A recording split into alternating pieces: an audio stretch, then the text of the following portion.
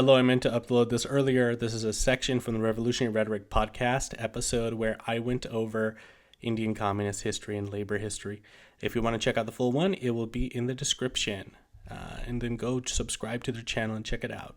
I mean, kind of a good point to shift into Indian communist politics. What are we looking at here? Last time we had you on to talk about some other stuff, but toward the end we started talking about the Indian Communist Party, and we wanted you to come back on now to explain a little bit of this. So that'd be enlighten us a little bit. Okay, so the Indian Communist movement began with the Russian Revolution, really, and the Russian Revolution just inspired everybody all over the world because it was, to some extent, really an anti-colonial revolution, especially in Central Asia. The Tsarist Russia was an empire, basically. It was like Britain overseas, essentially, especially around the Central Asian countries. And so Indians are just looking at this. They're under the fucking British Raj, and they're like, hell yeah, dude, like this looks cool, and so the Indian Communist Party gets set up twice by this guy named M.N. Roy. The original foundation date kind of gets messed up. It's cracked down on, so it's refounded in 1925. And it's called Communist Party India, CPI. So that's been the main Communist Party for over about 100 years. And this year's 2025, so it has been 100 years, almost exactly. And so the CPI, its first aims are to get rid of the British, right? You got the British Raj. The British are fucking up India, man. What else can you say? Brits. Oh, it's the fucking Brits. Or Germans, or French, or Turks, or short of colonizing Hey, in Asia. keep the Turks name out of your mouth. I'm just kidding. You're from the Balkans. What do you mean? I love the Turks. Oh, Long live the Sultanate. No, I'm just kidding. I was kidding. So they get heavily involved into the trade union movements in the 1920s. And the British are immediately, alarmed by the growth of CPI, right? They're not going to be happy with the Communist Party of India growing, so they immediately begin suppressing it. Their first suppression comes with the I'm going to fuck up this name. I'm so whitewashed. I'm so sorry. But the Meerut conspiracy case, and that's when three communists who incited an Indian railway strike, which included British workers, by the way. They go to jail or they get executed. A lot of them get executed and jailed. Not just three, I fucked up. It was a ton of people in that strike. It accidentally made communism more popular, though. The Meerut conspiracy case, the goal was to make CPI unpopular, but they accidentally make it way more popular because everybody's paying attention to this trial, And Streisand effect, yeah. Yeah. And they're like, what the fuck? These guys are fighting for our rights. They're trying to free India. This sounds bomb, Higher. Yeah, absolutely. But in 1935, the British formally declared communism illegal in India, so the party has to go underground. CPI. During the Great Depression, Communist Party India, it slowly grows its rank, doing underground work. In 1937, they get 606,000 workers to strike, which is an insane number. I feel the Communist parties of India are really good at just mobilizing hundreds of thousands, millions these days of workers to strike. And, it's because India's got a lot of manpower, but also they're just good at doing that kind of stuff, just general strikes.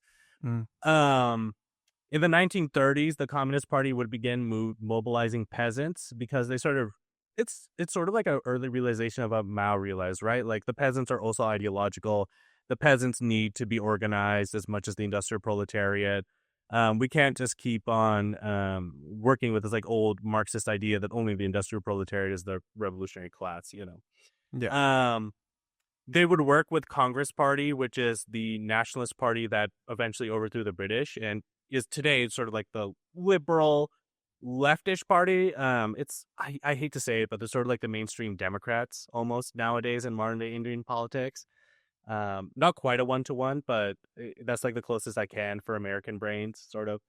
I would say the Labour Party, I guess, in the UK. Labour Party, you know what? That's a good one. Yeah, a Tony Blairish, post Tony Blairish Labour Party. Yeah. So for the Brits out there, there you go. You can understand that.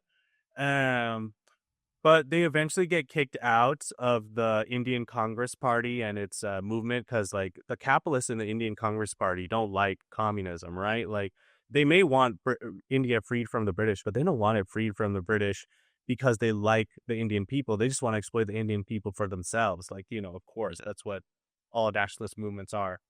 The communists end up setting up or agricultural workers organizations. They start entering rural areas. And do you guys know about the basics of the Indian caste system? I know the fifth are like the untouchables or whatever. Yeah. The The Brahmin, Dalit. the warriors, yeah, like Yeah. The Brahmin are like the priestly caste, and they're super important, and all this bullshit. It's almost like internal segregation within Indian society to some extent. Yes, Dalit caste is the untouchable caste, and they do all the dirty work, and in Is many this ways. throughout India? Like that's every like province in India like kind of follow this system, or is it just like a certain region? is in modern era China, or excuse me, modern era India, is this still like prolific? It's very much real. A lot of the violence that Modi and the BJP do is either against Muslims or Dalits, and it's like Dalits face a lot of sexual assault. They face a lot of violence against them because they've been historically sort of a punching bag of India. It goes to the Indo-Aryan invasions of India. So basically, a couple of thousand years back, these people come invade India. They set up the caste system, and people who were sort of already in India and enslaved and things like that, they become the Dalit caste. So it's fucked up, but Are those like the Dravidians? yeah, basically. And so it's an internal caste system, basically. I mean, internal segregation, basically, is the way I can put it. So the Communist Party, they start organizing the Dalits, right? So that's big, in my opinion, right? It's the first step towards true equality, right? And oh yeah, you mentioned if it was throughout India, it is throughout India, pretty much. Yeah, but the specifics of the caste system will change on region to region. They'll have like different names and shit. Yeah. Like in northern India, especially like northwestern India, on the Kashmir? Pakistani side. Not Kashmir. Kashmir doesn't really. Punjab? Mostly Gujarat? Punjab. Yeah. Like they'll have like Jat and Dalit, so it's not like Brahmin and Dalit, but it's still fucked up. It still exists. Yeah. What about like in Assam? Because they seem like so disconnected from the rest of India. I'm not entirely sure about that. I am very Punjabi brained. I cannot speak for other Fair enough. ethnicities, and other they're peasant organizations. The All Indian Kisan Sabha at one point has like 800,000 peasants right before the breakout of World War II. So CPI, Communist Party India, is doing super good. So right now CPI is the hero in modern day Indian politics. It sort of has a fall from grace, but we're gonna get to that. With World War II breaking out, mass protests all across India to oppose Indian involvement in World War II. It leads to mass arrests. But Stalin and the Comintern, they honestly, I will say, they gave kind of terrible advice to a lot of communist parties all across the world, especially in terms of like alliance with liberals. That's the one part of the Trotskyist critique of Stalin that I kind of understand 100%. Is like Dimitrov's idea of the United Front with liberals was not the brightest, honestly. CPI sort of follows that. They start allying with the liberals of India, and they lose the masses of India, really. They wait.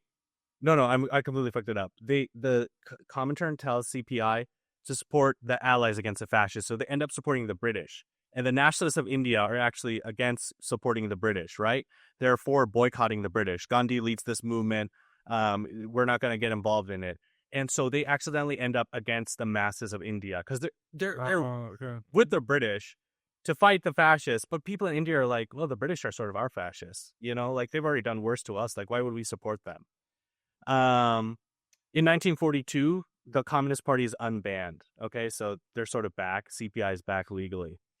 In 1943, the Bengal famine happens, which kills 3 million people, mostly due to the British exporting grain to feed themselves during World War II. And the Communist Party, its immediate job is to distribute aid in Bengal and fight landlords that hoard food. So they're on the wrong side in World War II. Honestly, they're supporting the British. A lot of people don't like them, but they're still playing ball. I would say they're still playing ball. After the war, after World War II ends, communist movement just booms in India thanks to post-independence. India's a society with like mass poverty, caste division, so people are pretty drawn to the communists. And in 1946, even India's still under British rule. The Royal Indian Navy comes so close to sort of a communist revolt. It's called the Royal Indian Navy Mutiny. They start waving the communist flag. They start refusing British orders. They're in like the ports of Hong Kong, and they're not listening to the British, and they're arresting their officers.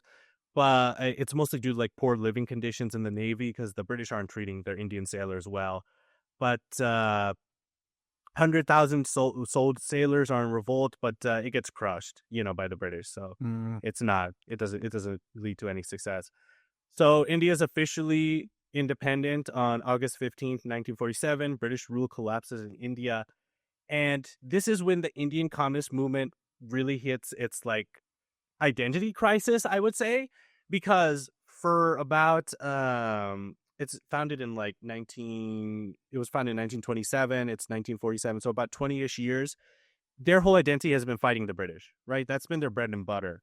What do you do in India that's independent from the British? Right? Like, what are our policies going to be now? Yeah, like when so long your focus has just been get rid of the British, fight the British, fuck the British. You're India suddenly independent. You're just like, fuck, what now? Like who's next? Yeah. Like, what's the strategy now? And especially Congress Party, which was it's Gandhi's party. It's the one that leads the independence movement and everything. The Congress Party, the big debate is like, should we collaborate with the new government and Congress Party or should we not? So CPI Marxist forms, right? So there's CPI, Communist Party India, and now there's CPI Marxist. Okay, they're a split up group. And these names are fucking impossible, right? It's Communist Party India, bracket, Marxist. It's Communist Party India, bracket, Marxist-Leninist. It's Communist Party India, bracket, Maoist. And then there's Communist Party India, the original, right? So the naming conventions are awful. If you want to get yourself a headache, go to the Wikipedia. So CPI Marxist splits off from CPI, Communist Party India, and they're opposed to working with the new Indian government whatsoever. CPI, it supports working with them, and it starts pushing a peaceful road to socialism, right? Very similar to like Khrushchev, sort of lines. I would say was Khrushchev a big peaceful road to socialism, right? He was like communism by 2080, right? Yeah, something like that. Yeah. He was. Yeah. He was more like he tried to make it more palatable and more like mainstream and like less aggressive is the term. Yeah. Peaceful coexistence, things like that. CPI adopts a lot of those ideas. Also very similar to the Italian road to socialism, and even though Allende is the GOAT, the Chilean road to socialism, just like the idea of a peaceful road to socialism through electoralism. Yeah, reformism. For this space, economic reforms, Yeah. Finally, CPI Marxist Leninist is created. Okay, so now we have Communist Party India, Communist Party Marxist, and Communist Party Marxist Leninist. And they were created because neither party wanted to do armed struggle. So this leads to the foundation of the Naxal and the Naxalbari. Have you heard of the Naxalbari? No. Okay, so they're this Maoist corridor in eastern India, sort of central eastern India, that have been fighting a guerrilla war for like a long time, and they control a bunch of peasant spaces. They have this thing called the Red Corridor. They're always getting into shootouts with the Indian government, and they're organizing peasants constantly. So CPI Marxist-Leninist, it takes up arms, and it's sort of the beginning of that movement, the Naxal movement. And then in 1956, the state of Kerala is created. There was like a big dispute over whether or not Kerala should be created. It's a long story. It's over nationalism, language, British borders, just all that typical bullshit of a post-independent British country. The way they fucking draw the borders and the way they get ethnic groups together. It's just, and then the broken treaties. It's just, honestly, fuck the British, man. I would say, and also the Turks a little bit, for the What did the Turks do to the Indians? nothing. This is on behalf of the Balkans. I'm a Balkan. Oh, okay. No, I was just like, I felt like there was like the Turks did something to the Indians. Turks up in India somehow. Yeah. No. Turks are cool. I don't have anything against the Turks. Just in case the commoners start coming, but Go on. I don't want to piss them off. But in 1956, the state of Kerala is created, and it's fully incorporated into India. And Communist Party India immediately wins power there, and they have the strongest support amongst the peasant and working classes. And Kerala is really sort of a success story of the Indian communist movement. Its Marxist movements are very reformist, like Communist Party India is very reformist, as I mentioned. CPI Marxist, which eventually comes to rule Kerala, is also very reformist. But since 1993, they've gotten 528,000 landless peasants land, right? So they've managed to redistribute land. They managed to get free healthcare. They managed to get free education. They've managed to make Kerala one of the highest life expectancy states in India, lowest infant mortality states in India. It's like by every living metric, Kerala is the best state in India. So I'm going to move over to Bengal a little since it is in South Asia. It absolutely gets fucked by the British and Pakistan. What's new? There's but also Pakistan, because part of Bengal was it was sort of West Pakistan. It was when India split up in 1947. They're sort of given a Muslim state, and the Muslim state includes Pakistan and West Pakistan. And Bangladesh is that West Pakistan, or also part of Bangladesh. They called it East Pakistan, right? East Pakistan. You know what? I'm fucking it up. Yeah. And right, there's West Bengal and East Pakistan, and Pakistan does Operation Searchlight, which is just this horrific killing operation, mass rape, everything. Like Bengal gets fucked because they were trying to get independence. Anyways, this splits the Communist Party. All of this, interfaith violence and stuff like that. It splits the Communist Party into the left front, which manages to get 2.9 million people land back in West Bengal. Okay, so even though the Communist parties are all in chaos, they finally managed to form a left front, and they managed to get 2.9 million people land redistributed into peasants, right? So in 1991, India enters its neoliberal era. We got the CPI, Communist Party India. It's very reformist. It's very bad. We got CPI Marxist. Its stronghold is in Kerala. And a couple other Marxist coalitions.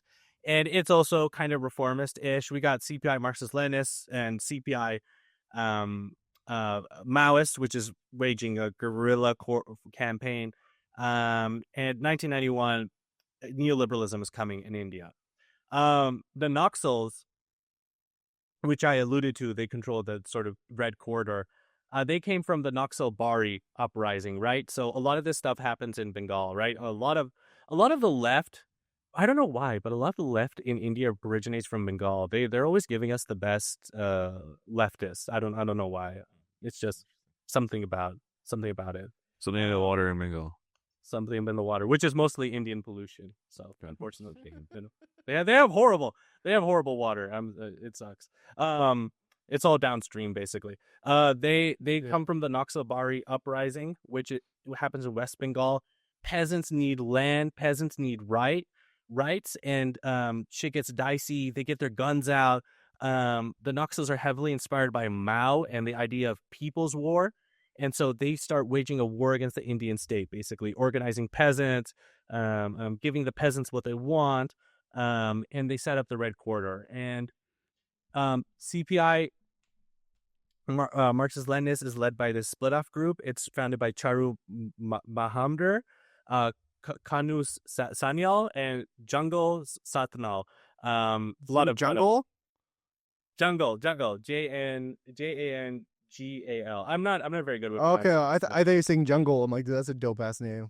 What's your name? Jungle. You ready to enter the forest, baby? I mean, close enough, Yeah. I mean, yeah. And they set up the People's Liberation Army. And so by 1970, the main founder, Charu Majumdar, he's killed by the government. And the People's Army gets labeled a terrorist group. The Naxals, they reached their peak power in 2000. They've sort of been on a downfall since then. The Indian state's really been cracking down on them, especially Modi, who's been doing recent operations against their control base. Their main support is the Dalits and the peasants. They provide like basic government services to people who've been basically failed by the Indian government, Other than that, the other communist movements in India have been fucked by reformism, Khrushchevite revisionism, and also Gorbachev revisionism. A lot of like social democrat crap. Congress Party ends up becoming completely neoliberal. Just like the labor allegory, right? Like it's all right. Like under Nehru, Congress Party is left-wingish, like populist left-wingish, but then it has sort of its Margaret Thatcher, Tony Blair sort of turn. And Congress Party ends up losing the faith of the Indian people, and the Indian people in 2014 go towards the BJP, which is this right-wing nationalist party. Its main support base is in Gujarat, which is this northern Indian state. Really? They do like a ton of sectarian violence against Muslims. Gujarat's sort of very well known for. I thought Gujarat was full of Muslims. It is, but it's also known for a lot of sectarian violence against Muslims, especially some of their Hindutva rulers and things like that. In fact, Modi's known as the Butcher of Gujarat. He does a fuck ton of campaigns of just cleansing and things like that. Where do these people go? Do they end up going to Pakistan, like running for their life, or?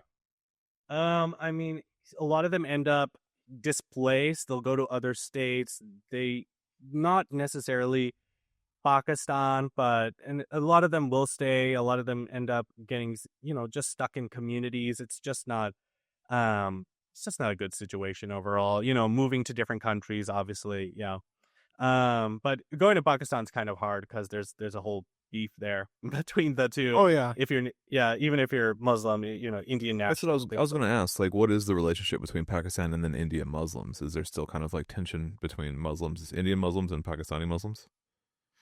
I can't speak for all Indian Muslims because some of them actually are nationalistic towards India, but there is a sense of like brotherly love, I would say. Like sort of like these are brothers. We're on different sides of the border, things like that. Because I know Punjab is split in half, right? Like half of it's in Pakistan, half is in India. The Pakistani side is mostly Muslim. The other side is mostly like Sikh. Yeah. In 1947, there was the split happened.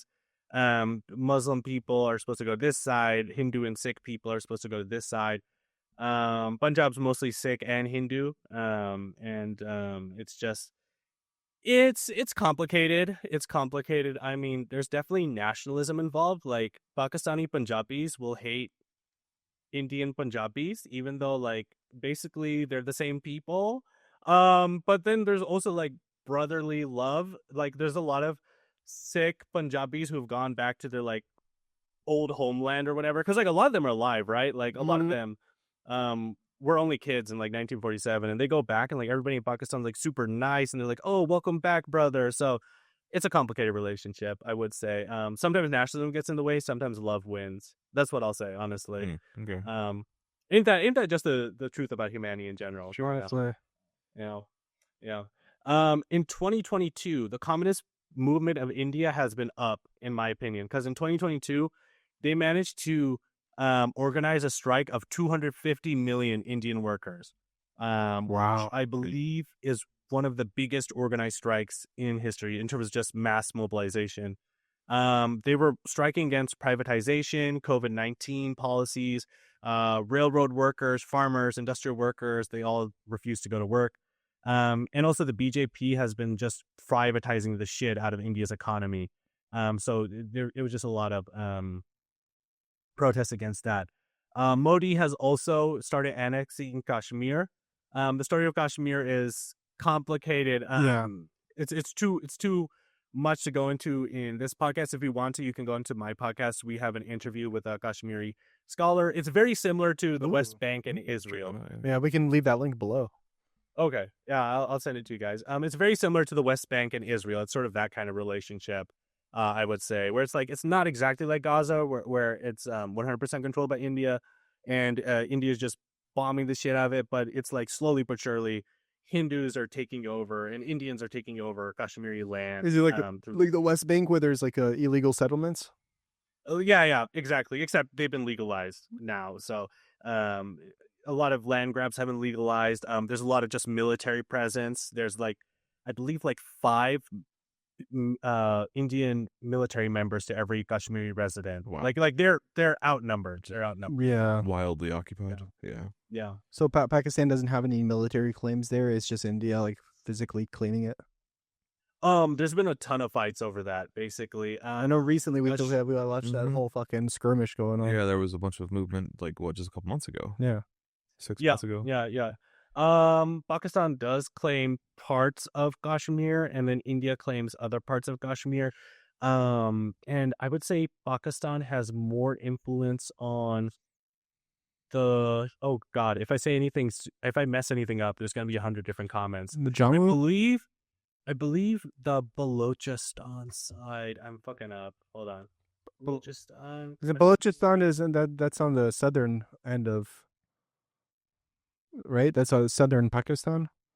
Southern Pakistan, Jammu and Kashmir. You know what? Cut this part out. I do not know. We'll cut that. Yeah.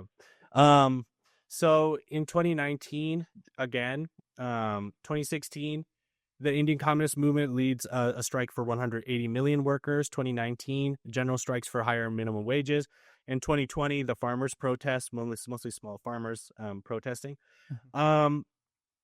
So there's this really great quote I found about like modern day Indian politics, and it's basically it's from Prabhat Patnaik. He's a journalist, and he wrote down neoliberal globalization itself, however, has reached a dead end, a symptom of which is the mushrooming authoritarian fascist regimes in various parts of the world for the preservation of moribund neoliberal capitalism, through a combination of repression and distraction of attention towards the other as the enemy. Overcoming this conjecture is the new challenge for the Indian Communist Movement this year, this century. So yeah, that's currently the state of the Indian Communist Movement. The best parties, in my opinion, are CPI Marxist, which rules Kerala, though they did not have the best statement on the Indian-Pakistan war. In my opinion, they were very chauvinist towards Kashmir and Kashmiri independence. Communist Party Marxist-Leninist, Communist Party India Maoist, and then, of course, just the Naxal movement in general. I think those are the absolute goats right now. CPI India, Communist Party India, it's, Wonder how hard would it be to get one of the CPI Marxists from Kerala to get on the podcast to talk about it. I think you do it.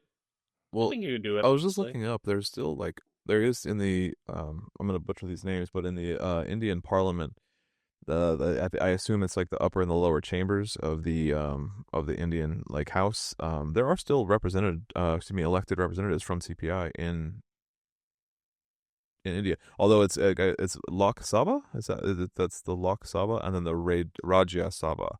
I don't know if that's more the parallel would be like our Congress and Senate. They have two members in each of CPI, and then in state legislatures, there's 22 total state legislative seats of CPI across all of India. So, which is, not a huge compared to it's 4,131 total seats. Yeah. They have 22 out of 4,000, but it's still more than America, which is 0% of communist politicians. Yeah. I would just like to see how they structured everything. How do they actually in Kerala, how do they structure their party to actually have some sort of organization? Yeah, so that there's actually mobilize everything. Yeah, representation. Yeah, that'd be interesting to get into actually the details of that, of what is a successful Communist Party election or Yeah. movement look like? Yeah, it's interesting. Yeah. Um, You guys want me to go over like famous, just communists in general? Just like throw them out there. Indian communists. Karl Marx. To know about. Yeah, you're Really, secretly Indian. he's you know? Punjabi secretly. Yeah. The most famous Jut, Karl Marx. People are gonna say that's casteist. Actually, I shouldn't have said Jut, but it's okay. It's okay. People get the chance. Okay. So Bhagat Singh, Punjab's favorite boy. He was part of the Hindustan Republican Socialist Association. He's best known for killing a British police officer. He meant to kill J.P. Saunders, but he accidentally kills James Scott. He throws sort of like bombs in the British Congress when they're meeting to discuss like whether or not how independent India should be. oh, so He throws bombs. this is in the 40s, huh? Yeah. Okay. 30s. He doesn't live to see World War II. He throws bombs in there. He injures a British ruling parliamentarian, and he gets arrested and hung. He's a big Indian hero. Everybody loves him. We got M.N. Roy. He founded the Mexican Party, the Mexican Communist Party, and the Party of Communist India. So he's a double M. what? You know, he was. Wow. Dude, I gotta look into this guy. Is he Indian or Mexican or both or neither? Is he British? He's just Indian. He was just in Mexico at the time. Interesting. Yeah. M.N. Roy? M.N. Roy is like M.N. Roy. Yeah. Or is like yeah. M. Yeah. Indian revolutionary and philosopher. It sounds like a British guy. Yeah. He started out his career smuggling guns into India, and then he had to flee eventually. He made his way to like San Francisco, then to Mexico. He was sort of there for the Mexican Revolution, so he's got a very interesting life. He goes to Moscow to meet Lenin after the Russian Revolution. Him and him become great As a pals. globetrotter. Yeah. You guys aren't going to be happy. Yeah, for sure. His story doesn't end up that good, but in 1929, Go in the river. No, he doesn't die base. In 1929, he breaks with the Comintern because he's opposed to Stalin, and he still supports India allying with the British to fight fascism. So he eventually actually ends up shooting the Indian Communist movement in the foot because nobody in India wants to ally with the British. Yeah. And then 1947, after India gains independence, he gives up Marxism completely. What? He gives up Marxism. Yeah. What? Yeah. Why? He says that it's got too many issues, especially Stalin's variety of Marxism, and he ends up becoming a humanist socialist. So he mixes liberal ideas and socialist ideas. And he's now used by most Indian chuds as like proof that communism doesn't work. So like a lot of Indian chuds will be like, oh, M.N. Roy was the founding member of CPI and Communist Party of Mexico, and he gave that up. So obviously it doesn't work. Well, I mean, Trotsky. What about Trotsky? The USSR worked. Yeah. Well, they're not listening to that kind of stuff. I don't know. Charu Mahamdar, I fucked up his name. Charu Mahamdar, he's a class trader. He's born to a landlord family. He founds the Naxal movement, and he becomes a communist immediately after India's independence. That's when he discovers communism. He writes the historic 8 documents that become foundational to the communist parties of India. He has a long history of fighting against British colonialism. And then he's killed in like a sort of like a clash with police in 1972. So he founds CPI, Marxist-Leninist. He starts the Naxal movement, and he dies sort of a legend. This one I'm really gonna fuck up. Ems Namburderpad. Ems Nan. I'm gonna send you guys the name. Sure. I'll send you guys my notes. Ems. It's a name from Kerala, basically. They're a major founder of the communist movement in Kerala. He opens up a CPI Communist Party branch there before anybody else. He switches to CPI Marxist. He becomes the chief minister of Kerala, and he's the major factor in like all the land reforms and things like that. Andhra Gandhi, she's born to the Communist Party of India. In 1954, she's born to like a communist family, so she's like a red diaper baby. In college, she becomes immediately radicalized. She joins like the Communist Party, Marxist-Leninist. She also helps out the Dalit Panthers. So you guys know the Black Panthers? Sure. Yeah. Of course.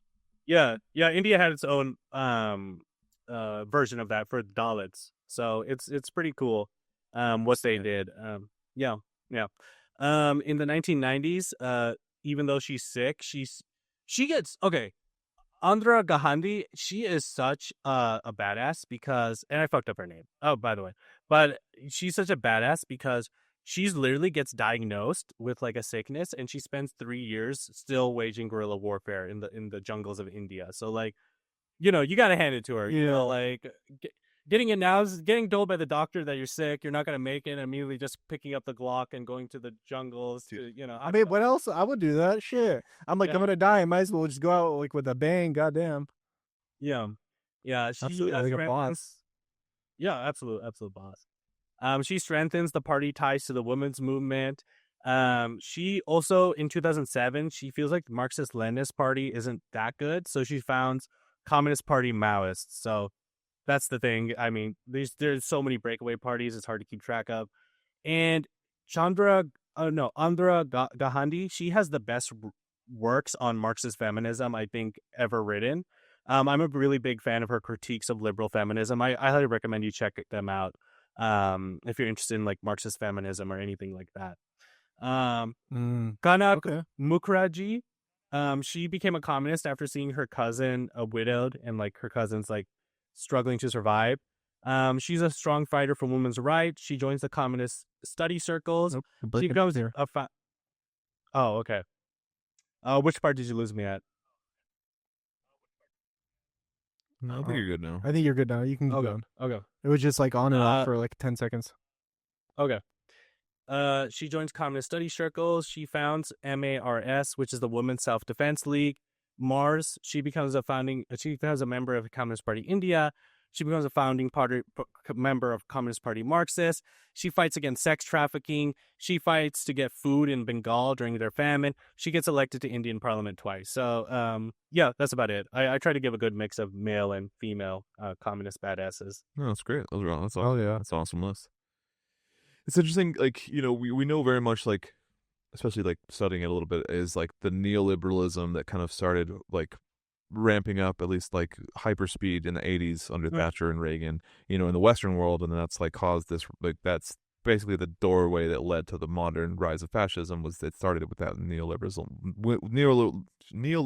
won in the late 80s, early 90s, right? Soviet Union fell, neoliberalism won, and that has risen to what we now know is like that was the gateway to fascism.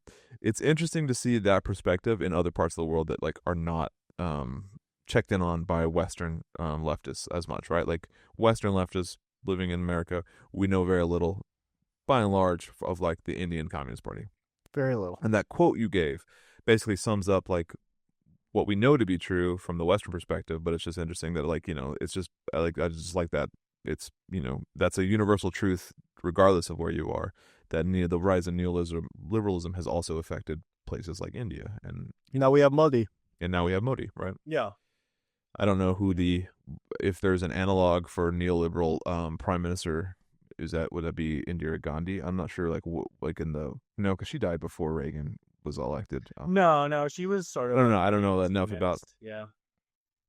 Yeah, so I don't know if there is an analog for like who was the Thatcher of India that kind of like ushered in this new era of like, because like people like Modi don't come out of nowhere, right? They don't gain power in a vacuum. They gain power because conditions are paved for them to gain power. Absolutely. And not always, right? Like maybe Modi is that paver, so like to somebody worse, possibly. But my guess is that there was probably some opportunistic or some populist politician that came around in the late 80s or 90s in India that kind of paved the one I would point towards. The one I would point towards, like right before Modi, is Manmohan Singh. He's sort of a very like big neoliberalizer. I would say he's almost like, and I hate to use that comparison, but he's almost like Indian Obama. Yeah. It's a stability period. There's a bunch of neoliberalism going on. It's like, it's sort of like left center stability, but like it sort of leads directly into the fascism. Yeah, that directly leads to fascism, though. It may look good on paper. Yeah, sure, your bottom line, the GP may rise, but like that's kind of the opposite side to that is that you're opening the door for fascism. Still alive, born 1932. Good, that guy. Interesting.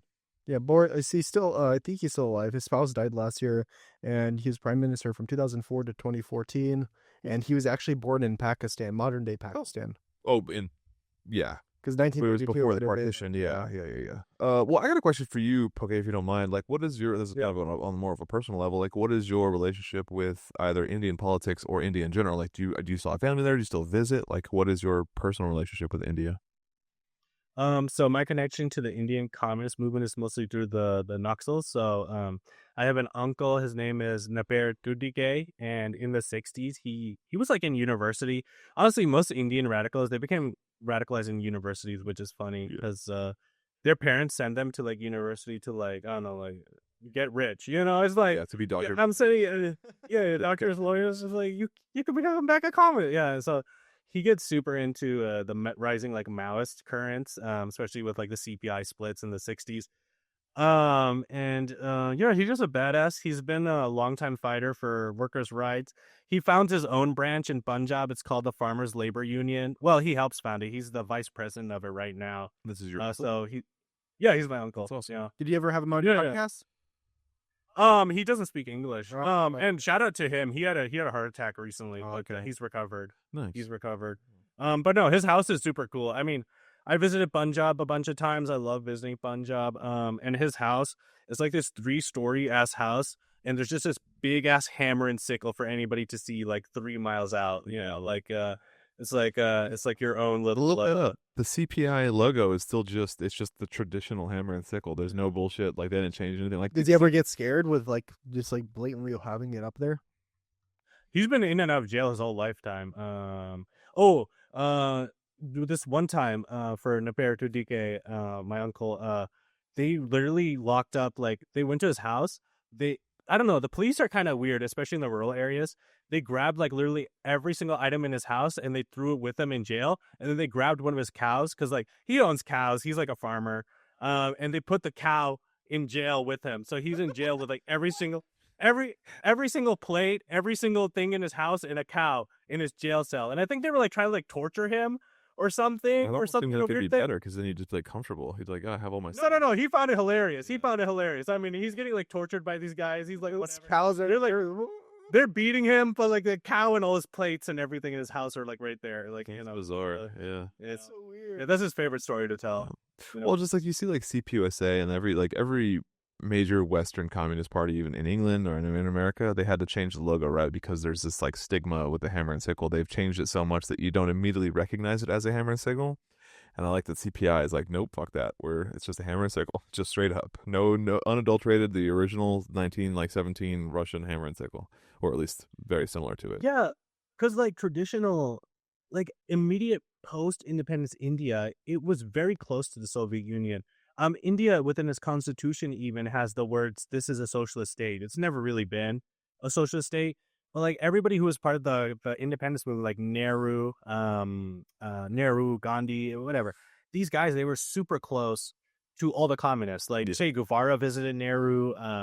They were fans of like Khrushchev, like, so it's the thing, like there's still a strong-ish remembrance of like that old sort of when India had like a strong relationship to communist past, but also there's a lot of chuddification of the population, I would say. Like, especially, there's been a rising middle class, like an urban middle class, and they're very fascist light, I would say. Like, like, oh, the Soviet Union killed 100 more bajillion people and all that. I don't know, all the real shit, yeah.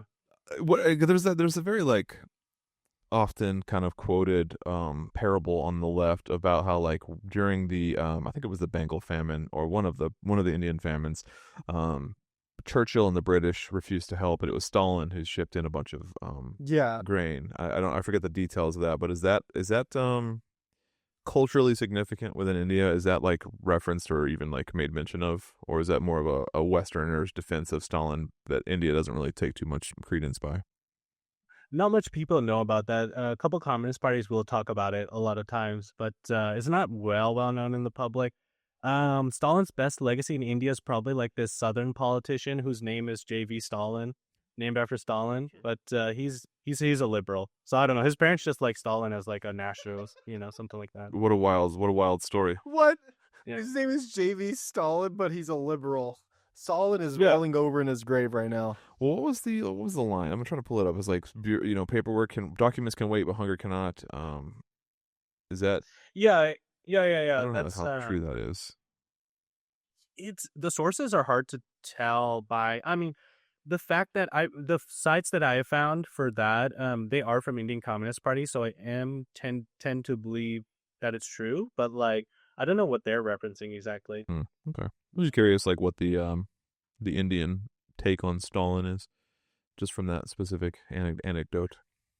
The take is either like a subsection of the population that has admiration for him as like a great nationalist industrializer, or like the majority of the population, which is the common anti-communist stuff. Just your standard kind of view of the Western view, I guess, or academia's view of Stalin. He killed 45 billion. 45 trillion.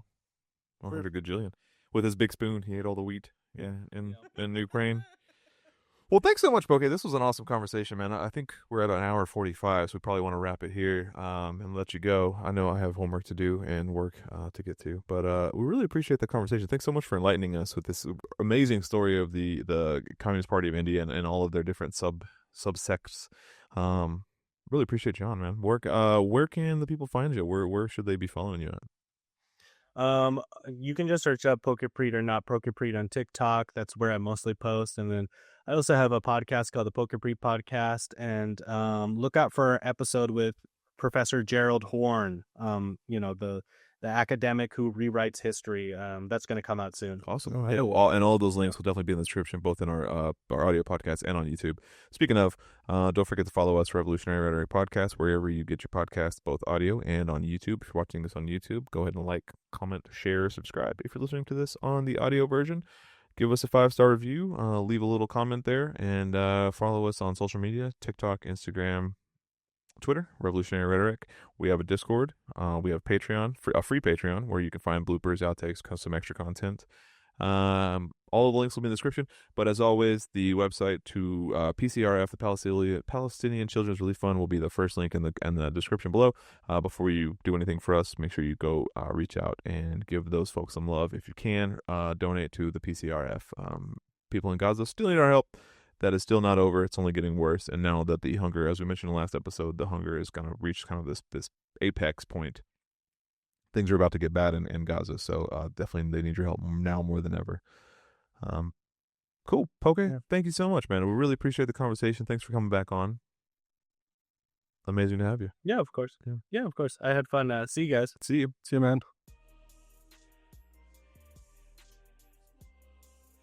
man. Thank you for listening to the Pokepreet Podcast. If you want to support our podcast, you can always head down to our Patreon, where you can get episodes up to a month early. Workers of the world unite. Long live the immortal science of Marxist-Leninism. Thank you.